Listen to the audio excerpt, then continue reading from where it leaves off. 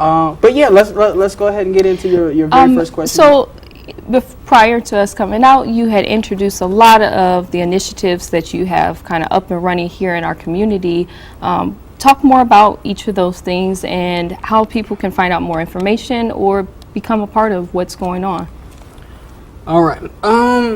Let's start where it all started from, and that would be our education suite. We initially started out with a partnership with Indiana University, and we started with an entrepreneurship apprenticeship program. That was back in way back. That was probably, one of y'all had to be in high school back then. It was like 2010. Well, I'm 30. So. Yeah. Okay. So maybe it wasn't you then. And what we did there is that we wanted to partner together with minority students with minority business owners and kind of bridge that gap so that students understood that there were people that looked exactly like them that were doing the things that they were hoping they could do. In addition to that, we also brought in 3 different levels of curriculum. We brought in this TAC program. We also brought in this Bridges Out of Poverty program. And then we also did some coursework of our own with nPOWER. And so that was kind of like our first opportunity to actually write courses for folks here in the city of South Bend. So we did that thing first. And so if you want to get your young people involved, or if you want to, in some way become maybe an instructor for nPOWER South Bend, you can always reach out to us via email and that's A as in Apple, M as in Mary, N as in Nancy, O as in Orange, R as in Robert, T as in Thomas, H as in Heather, and E as in Elephant at gmail.com. Send over a resume or any ideas that you might have. You can also reach us, and that is as an organization. If you just type in nPOWER South Bend in your Facebook search engine, you'll be able to locate us there.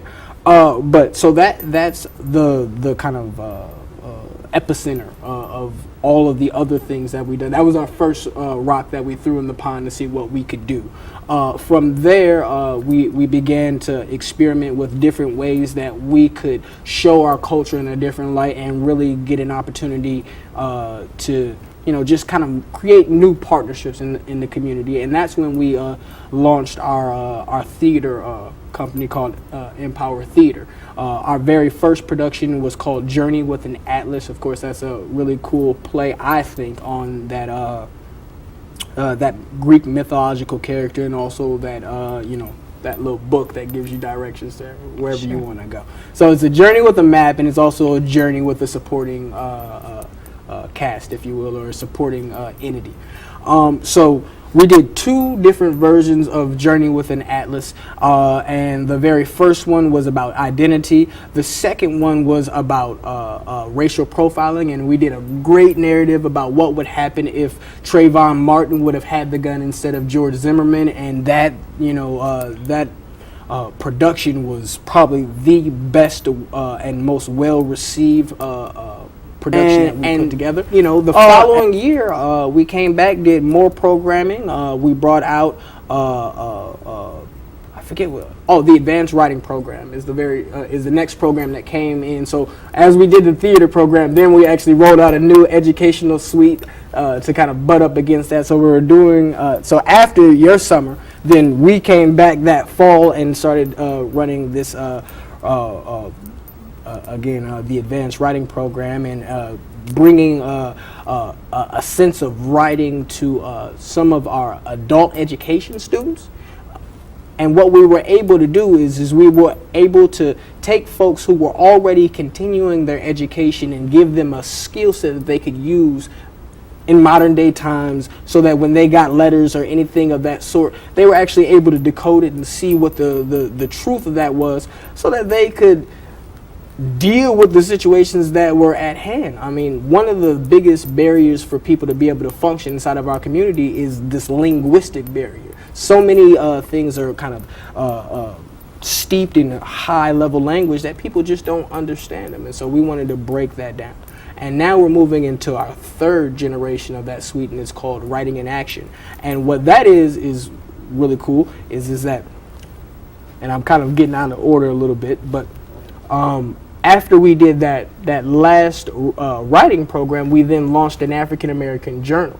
And in addition to doing the African American Journal, we brought out 2 initiatives to go alongside of that. So like we really started getting the blood pumping inside of the organization. And so we created a job registry to go alongside and go inside of our journal from time to time.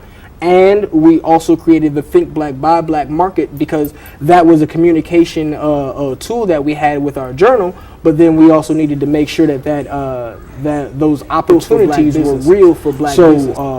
We created the Black Buck, we created the Black Market, and we also created the job registry so that people could get a chance to work inside of those communities and really utilize that communication network. So if you want to get involved in Think Black, Buy Black Market, that happens last Saturday of every month. If you're looking for Black Bucks, send an email or even call 574-213-5151. You can get yourself some Black Bucks, and what those are is basically a gift certificate for any thing that you might want to buy at those black markets.